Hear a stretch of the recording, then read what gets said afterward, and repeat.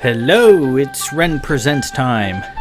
I'm your host Ren, and today we continue with the Temple of the Exploding Head Omnibus, Part 2, Chapter 7, The Invisible World. So if you hear a lot of booming in the background, it's July the 4th, and people are lighting off fireworks left and right. I used to do that myself, but after a while, you're like, I'm not that much of a pyromaniac that I need to do it every year. I guess I got it out of my system, and I'm good. I'm good to go. Last week, Kay presented Sam with his dry white Amelia flower, and Sam, very sad, was forced to tell him about the trials. And while she didn't come out and say what the trials might be, it was pretty clear that it would be a battle to the death.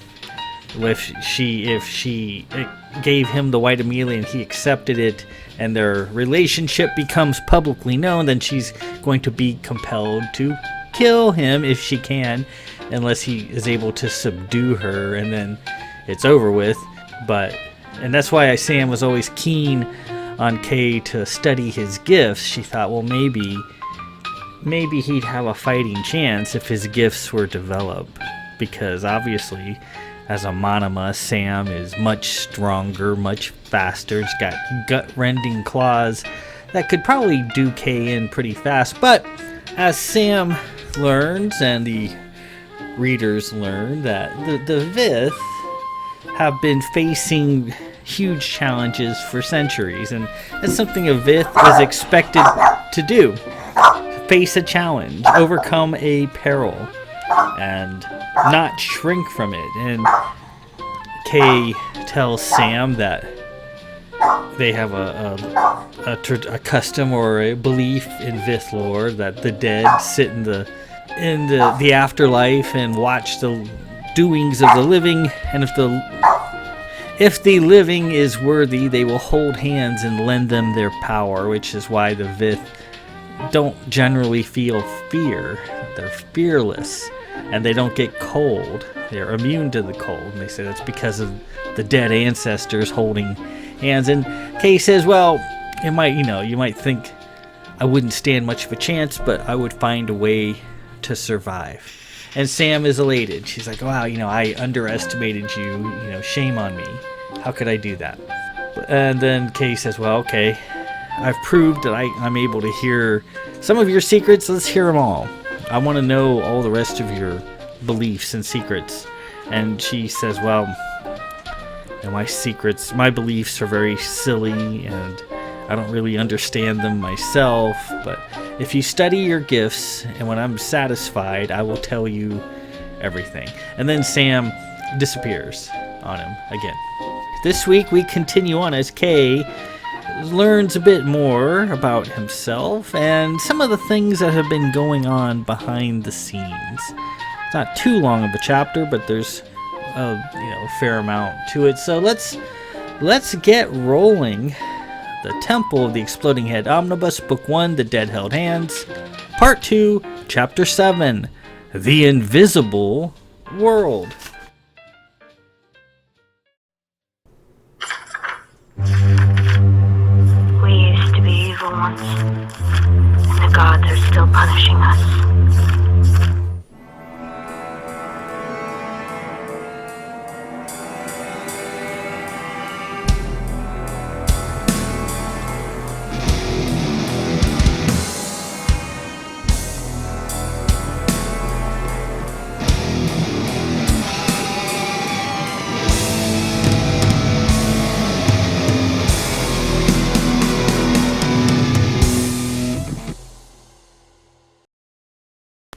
Lord Davidge of Blanchford's study was in the northern wing of the castle, near the large Palatine courtyard.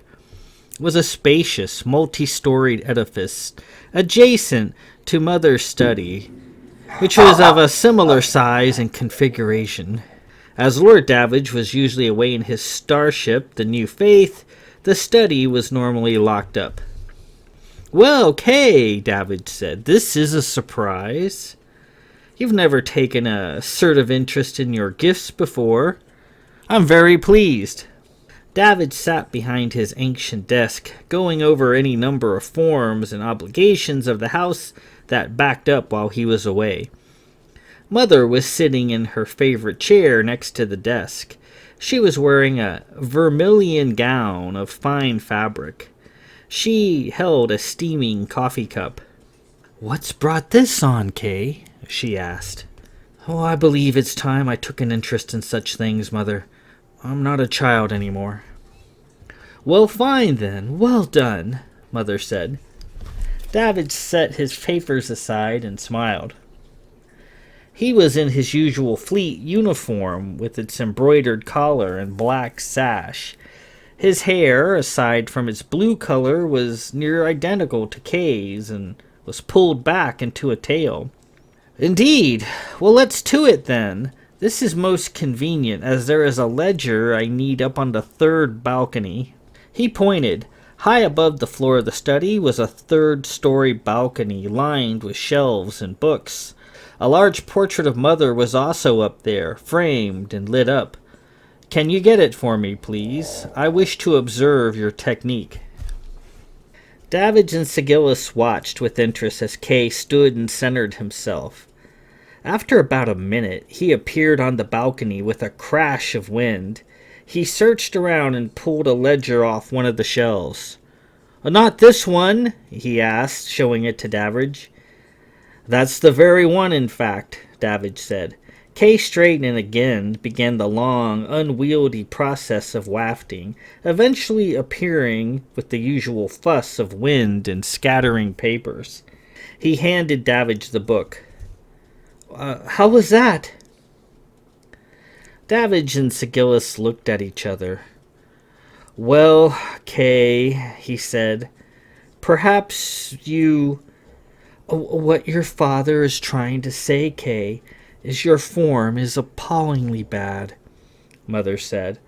"I don't mean to be harsh or critical, but that was the worst waft I've ever seen. Even worse than that Shoctite Duchess Tori Jane of Olin. Your sister is much faster and much more accomplished at this stage." Kay felt a little embarrassed. "What did I do wrong, Mother?" Davidge answered, "Well, wrong isn't really the correct word, Kay. You did everything required to waft. However, you took a number of pedestrian steps to accomplish the act. Well, first, you stood and you centered yourself, which isn't required. You waited until the wind started blowing before you really put an effort into it. And then you half wafted near the end there, further delaying your appearance. All you need to work on is your form and eliminate some of your odd habits." Kay seated himself. "Could you show me, Father?" "Well, certainly. Sig, let's have a race up to the top and back and show Kay how it's done."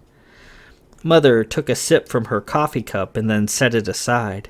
"Oh, you beat me, Dav, but fine. I'm ready." A moment later, they blasted away and promptly appeared at the top. With another blast, they reappeared where they were by the desk, with Davidge appearing a moment before Sigillus. The whole thing didn't take more than a second. "Did you see that, Kay?" Mother asked. "Did you see how fast your father is?" "Well, he didn't arrive more than a hair before you did, Mother." "That hair makes all the difference, Kay. That little bit can be the deciding factor between life and death, should things come to that." "And did you see how we didn't make a big production of performing the waft?" Davidge asked. "With minimal preparation, we quickly wafted to the top and back down. Less is certainly more in this case. That's the key. Don't think about it as much. Wind and noise, K, is a byproduct of the waft, not a requirement of it." Mother picked her coffee cup back up. "You just have to practice, Kay. We know you have it in you to be a fine wafter." "Is there anything you can do to help me along with the process?" Davidge thought a moment. "Well, I could punch you in the nose, pain, it seems, helps the waft along. Why, I don't know. Your grandfather used to put me and your Aunt Pardock to the cane as we practiced our wafts, and it did yield results. We live in a much more civilized society these days. Just practice hard. Try from a seated position, even though it's counterintuitive, and in time you'll improve. Work with your sister and don't hesitate to ask her questions. Kay seated himself and tried to absorb what he'd seen. Oh, what about the sight? The starter said I don't have the sight. Davidge's ears pricked up. I'm convinced the starters are incorrect. Does pain enhance one's use of the sight as well? No. Kay blurted out a question he had. Father, could there be invisible things all around us, even as we speak? I don't mean microorganisms and such, but hidden, sentient beings. Davidge reseated himself behind his desk. Hidden, sentient beings? What brings this question? I think Sam believes that something watches her all the time. She refuses to say, but that's what I have come to believe. Other monomas I've spoken to imply the same thing. They speak of demons and being punished by the gods. Countess Hortensia of Monoma never mentioned anything about invisible creatures, Mother said. No, Davidge replied. But there was always an air of sadness about her and a certain rehearsed quality about the things she said and did. The sight, Kay, is a bewildering thing. I see all sorts of things all the time, and this castle has its share of ghosts. So, to answer your question, yes, I do see things here in the castle all the time. Davidge was hopeful. Are you seeing things, Kay? No, Father. Kay, it's not possible that you don't have the sight. Whatever the Sturters say or do not say, it's not relevant. It's passed down. I have it, your grandfather had it, and your great-great-grandfather had it. Therefore, you should as well. Your cousins have it, and your sister and little brother have it. I know, and I've tried, and Sam insists that I have it, but I've never seen anything. Kay, close your eyes, please. He sat back and closed his eyes, seeing the reddish interior of his closed eyelids. All right, came his father's voice. I am now holding up an object. I'd like you to tell me what it is, please, and no peeking. Just relax, be at ease, and see. Kay took a deep breath and tried to get comfortable. The sight of all gifts is an outward gift. Let it flow out of you. Be unbound. See what there is to see. No peeking, Kay, came his mother's cheerful voice. I'm not... He tried his best, and as usual saw nothing. Anything? Davidge asked. No, Father. Kay opened his eyes. Davidge was standing behind his desk holding a small box. The disappointment on his face was clear. Father, I'm sorry. He was silent for a moment. No, Kay, it's all right, truly. The three of them were quiet for a moment longer. What's in the box, Father? Kay asked, trying to change the subject. Oh, it's a small trinket I brought your mother on Baz last time out. Sigillis reached for it. Well, Dav, may I have my present? Oh, yes. He gave her the box, and she opened it, pulling out a lovely jade ring. To match your eyes, Sig, he said. Oh, Dav. She put the ring on, and they kissed. Even after 20 years of marriage, mother and father still behaved as though they were newly in love. Kay stood and felt utterly defeated. He kissed his mother on the cheek and made to leave, wanting to be away from the study. Kay, Davidge said, You are our son, and we love you very much. What you can and can't do is not relevant. Be the best man you can be, and that will make us happy." Kay nodded and left the study. He had never felt like such a failure. He knew of a small bend in the Blanchford Run Creek flowing with black water where Lieutenant Kylos kept a stash of hard spirits in a flask. She said the cold water kept the spirits at just the right temperature for good drinking. He walked to the Ishtar courtyard in the grove and stumbled off the path through the tangled growth to the fast-flowing creek. He walked up to the bank and fished around for the rope held in place with a peg. There it was. He fished it out, and sure enough, there was Kai's trusty flask. It felt full, too. He'd make sure to pay Lieutenant Kylos back later. He took the flask and went to Cathomir's cathedral. The rector was gone, no doubt sleeping in his small home in the Scientown district of the village at that time of night. Kay walked into the vast open space, hearing his booted footfalls echo about. He found a cozy pew, sat down, and tossed back a healthy swig from Kai's flask. He immediately spat it out. Wow, like drinking freezing cold acid. Spirits dripped down his chin and dribbled onto his clothes. It burned his face, too, and he wiped it off. Couldn't sight, and couldn't drink either. He held his nose and forced down a coughing swig or two, gagging most of it back up. The spirits were way too strong for him. He had hoped to get roaring drunk and wallow in his self-pity. He'd come into the cathedral for privacy. He wanted to be alone. He didn't even want to see Sam, should she appear. Fortunately, though he coughed most of the spirits back up, the little he managed to swallow was more than enough to accomplish his goal of getting drunk. Sarah liked, on occasion, to sneak booze out of the bars and drink it down, but instead of getting drunk, she usually just passed out on the floor, so it was rather a downer. Kay quickly got dizzy and felt the cavernous cathedral around him spinning in a lazy manner. He closed his eyes and was exhausted, possibly doing a Sarah and quickly ready to pass out where he sat. His mind encapsulated itself into a troubled package and withdrew deep into the recesses of his own unconsciousness. Though he was sitting in the pew, he felt himself moving in a sickening ball. He couldn't determine if he was standing or sitting or flat on the ground. Actually, it made no difference.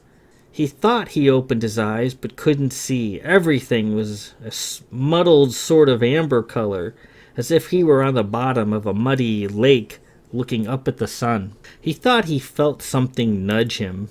There was a noise. Something spoke. Hey, you awake?" Kay felt his mouth moving. He made a noise. "Wow, you are really drunk. Maybe you should try a nice fruity wine or some watered-down ale next time. Might do you a little better. That hard stuff's pretty rad." He wanted to know to whom he was speaking. "Oh, you know me, buddy. Look, since you're here, I want to show you a few things. Okay? I hope you're not in a hurry or anything." Kay felt something soft but strong prop him up. "Look over there. Just there. Please." Fighting the urge to get sick, Kay's vision came into a confused, amber sort of clarity. He saw a group of staff members assisting somebody from their bed and taking them out into the tower hall. "Look a little closer," the voice said. Kay squinted and choked back a wave of vomiting. "Wait, those staff members, what were they?" They were hunched and misshapen. Some looked to be nude, others were wearing yellow armor of some sort. They glistened, and they seemed to be missing their skin. Things were attached to their bodies, horns or something. And the person they'd assisted from the bedroom, no, they weren't assisting this person. They were dragging the struggling body out by the arms. Who was that? It was a young lady with long whitish blue hair. She was terrified, her face locked into a scream. Some sort of greenish gate or doorway opened in front of them in midair. They stepped through and were gone. Somebody needed help. Kay tried to move. Must help. My sister. Yes, came the voice. What you just saw was your sister, Lady Kylos, being abducted by demons in the year 003256. Does that year sound familiar? It should. Your girlfriend, during her future telling, said your sister would be taken in 003256, and you just saw it happen. I must help. What you just saw hasn't happened yet. Okay. That scene of your poor sister getting abducted is something that can happen or might happen. It might happen to ladies all over the place. Or it might not. It's something still in that crapshoot known as the future. Okay? Depending on a few things, it might not have to happen at all. Do you understand? Kay didn't understand. Look, there's some bad things floating around in the world, Kay. Sound familiar? There are a lot of things that have always been here, content through the millennia to just sit back and passively watch. But anymore, they are no longer happy to just sit and watch. I don't know why. I don't claim to understand their motives, but one thing's clear. They are actively moving at last. They have been at the Zaphins for ages, and now they're coming for you, for the League. Your Monoma girlfriend knows all about them, and she knows what the penalty is for opening her mouth. Kay reacted. You mean berserkicides? If that's what you're trying to say, you're right. Just like you and your people were engineered long ago by the elders to remain young and healthy throughout your lives, the Monomas were engineered too.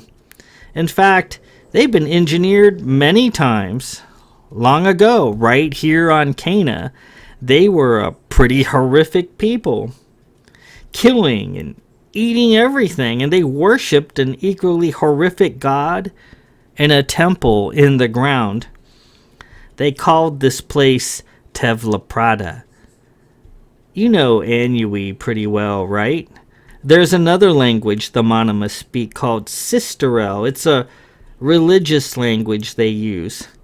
Tevlaprada in Sisterel means hell, and that's what this place was. The four-armed Monomas long ago were the dark angels of the horned god and did his bidding. And that's how it was for a long time. This whole planet dripping in blood. But nothing's forever, and the horned god lost his dark angels. I'm a little fuzzy on the details, and I'm still trying to work that out, but somehow the Monomas were transformed into what you see today, two-armed and much more civilized. They turned their backs on the horned god in his temple in the ground and forgot about him, or tried to anyways. He wasn't too happy about that and found others to follow him, his new dark angels. These newbies are the demons that haunt the Monomas to this very day. They took the Monomas and sort of figured out how to turn them back into what they once were, berserkicides, and they have inflicted great suffering on them over the ages. Now, they are turning their sights on you. The voice paused. Those skinless creatures you saw taking your sister are called Kalanju. They are mere foot soldiers of the Horned God's dark angels. See, the Monomas are at the bottom of the list. They are just the blunt instruments, the rabid dogs to be unchained upon command. Then there's the skinless Kalanju doing most of the dirty work. They are the demons tormenting the Monomas. Then, running it all, are the golden people. People who have no shape, who can be whatever they want to be. The Monomas can change their shape in a small, topical sort of way, but not like this. The golden people can literally be anything they want. Tiny, huge, powerful, machine-like, whatever. The golden people are the new disciples of the Horned God, his dark angels. I really don't know what they're doing or why. Their motives don't make a lot of sense to me, but it seems pretty clear they are planning the death of the League. An important initial phase of their plan appears to be to strike at the Vith, as the Vith will be most able to defend themselves against their preferred method of attack. I don't want to go into it, but it's horrible. Trust me. Now, I'm on your side. You know that, right? Just like I'm on your side, the golden people got the Horned God on there. So we're sort of working against each other, and he and I, and therefore I can only do so much. I'm going to need you to take action for me. Kay tried to talk, but the voice kept on. Shh, shh, shh. Just listen. There's going to be an attack soon against your house and many other Vith houses all at once. I think their goal was to try to remove the fighting heart of the Vith and get them out of the way early. I've done something to your room, Kay, up in your tower. I'm not supposed to, but I did it anyway. They won't be able to get to you in your room unless they climb in through the window, but it'll be a while before they figure that out. And that should give you all the time you need. Here's what you're going to do. You'll head out to Castle Durst and go to the top of Rhoda Tower, okay? There, you'll encounter a device emitting a light like a searchlight. Your task will be to destroy that light at all costs, alright? Nothing else matters. Get rid of that damn light. That's the main thing. Kay felt himself being lifted away. I'm taking you back to your room to sleep it off. When you wake, you'll not remember any of what I've told you, right? I have to take all this from your memory, lest the Horned God gets wise and takes steps. But when the time is right, you will remember, and you will know what you have to do. He was surrounded by warm sheets and a soft pillow under his head. He thought he saw a small, silvery form leaning over him. There's probably gonna be a time, Kay, when you feel like you're all alone. You're never alone. I'm never too far away. All right? Who are you? The figure retreated. I'm a friend. Oh, don't worry about Lieutenant Kylos' flask. I'll put it back in the creek for you. I'll even top it off, because I'm a nice guy and all. Oh, look who's back. Kay felt someone crawl into bed with him. It was Sam. He felt her warm body all around him. Sam leaned over him and sniffed, smelling the spirits on his face. She got up and soon returned with a wet cloth from the bathroom. She dabbed his face, singing a Manama song. She sang an annui of love and home. The sound of her voice slowly pulled Kay back from wherever he was. As things became clear, the silvery form he'd been talking to seemed to drift out of the room and hang in the night sky like a silver star. Night, Kay. Rest easy and kiss your lady for me. When Sam was done, she set her washcloth aside and curled up in his arms. The two of them slept. And with that, we conclude part 2, chapter 7, The Invisible World. So, poor Kay, he takes it on the chin a lot in this first book. He's not very skilled with his gifts, and he doesn't seem to have the sight. The sight is a Blanchford tradition, and Captain Davidge was noticeably shaken when Kay couldn't see through his eyelids. He basically didn't see what he was holding in his hand, and that's a big thing. The sight and the Blanchfords is a big deal. Captain Davidge's sight has saved his life who knows how many times, and to not have it, even though he tries to downplay it, it's a big deal. And Kay felt humiliated, and he felt devastated at this failure. I mean, he's still working on he has his waft. It's terrible, but he's working on it. And he has a cloak, which he hasn't done much with yet. But he's supposed to have the sight. That's a Blanchford thing. And to not have it, that's a big slap. He decided he was going to drink himself into a pitiful stupor, and he went and found Lieutenant Kylos's flask that she has in the creek to keep it nice and cold. He goes into Cathermere Cathedral, because in that place you're guaranteed of privacy. Nobody can listen in on your thoughts or scry in or technologically listen. It's where you can be alone. That's a carryover from a comic book series I was writing when I was in college, where there was a place that you could go and be assured of peace and privacy. And that I always liked that concept, so I just imported it from my old comic book series to this book. And then he's not used to drinking, hard spirits like Lieutenant Kylos likes, so he has a hard time getting it down.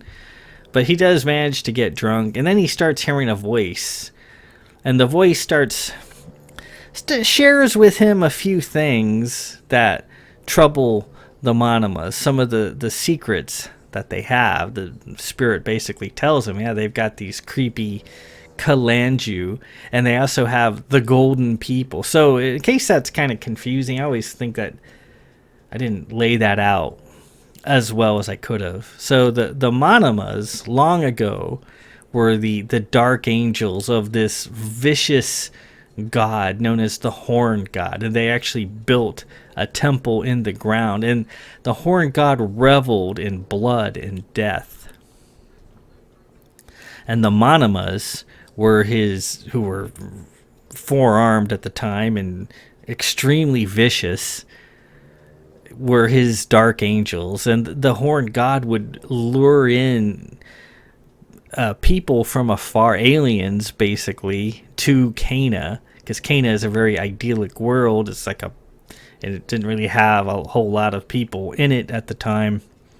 And he would lure in people with the promise of, land, and they could settle and prosper. But as soon as they got there, the Monomas, his dark angels, the Monomas, would come and get them and basically exterminate them in this temple in the ground for the Horned God's pleasure. And that's been going on for a long, long, long time, for ages, basically. It's like a rave, a bloody rave that never ends.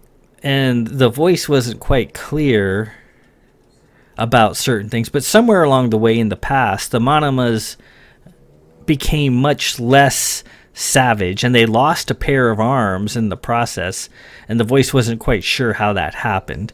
But over time, the Monomas lost a lot of that brutality that they had, that savagery, and they lost a pair of arms in the process. And they turned their backs on the bloodthirsty Horned God. He was pissed off. I'm pissed.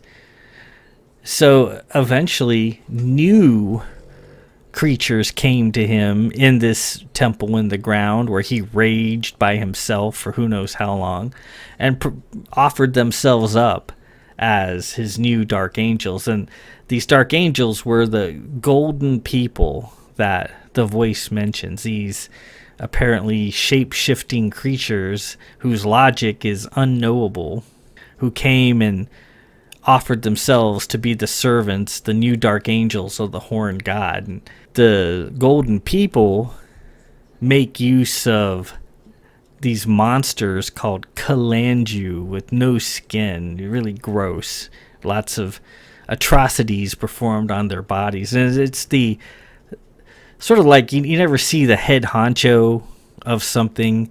You always see like the middleman. So the Kalanju are the middlemen, and they are the demons that Mitz and Cloterra talked about briefly. You know, there's these creatures that watch us, and we call them demons. We don't know what else to call them. That's the Kalanju, these who are the middlemen of the golden people, the Dark Angels of the Horned Gods. There's a big long hierarchy of bad guys in this book. So there you go. And then the Kalanju torment the Monomas and are able to turn them into berserkicides, which are basically what the Monomas were a long time ago, ages and ages ago. Four-armed, savage, and utterly merciless. So that's what a berserkicide basically is. It's a Monoma transformed into what they once were in the ancient past. That's what the voice tells him. And the voice shows Kay that his sister, Lady Kylos, getting abducted by these Monomas, or not, getting abducted by these Kalanju, and they open up like this gate, it's like a green mist that opens up, and they dragged her into it. And who knows what happens to her once they put her in there? We will find that out later in the book, what these Kalanjus do, and it's not very pleasant, and I can assure you of that. And the voice says, what you just saw is in the future, and it may or may not happen. It doesn't have to happen, but certain steps are going to have to be taken, and I need you to take them, Kay. That's some bad news. And then the voice says, you're not going to remember any of this, but when the time is right, you will remember that you need to go to Castle Durst. And if you recall from previous books, Castle Durst, the Dursts and the Blanchards were allies. Lady Hathaline, if you remember from book 1, was a Durst, and she was in love with Captain Davidge. But the Dursts had 7 daughters, no sons, so their house basically fell into ruins. So their castle is empty. It's a ruin. The voice says you're going to have to go to Castle Durst, and there's going to be this funky light at the top, and you're going to need to stamp it out. But we'll get to that later. When the time comes, you will remember, and you'll know you need to get over there and make this happen. So that's the invisible world. Kind of a sad one for Kay, as he can't sight, but we do learn a few things about these creatures that torment the Monomas. Next week, we will continue on part 2, chapter 8, the end of winter.